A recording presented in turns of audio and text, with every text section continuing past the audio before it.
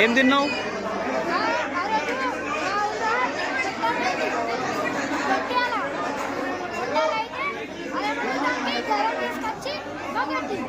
తొట్టెల కాడికి వెళ్ళా.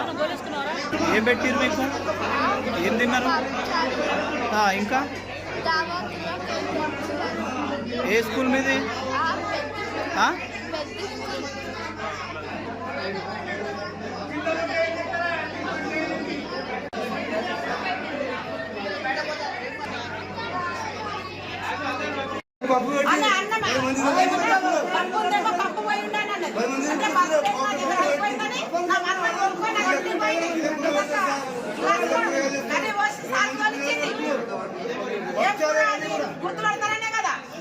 అంటే మేము చెప్పేటప్పుడు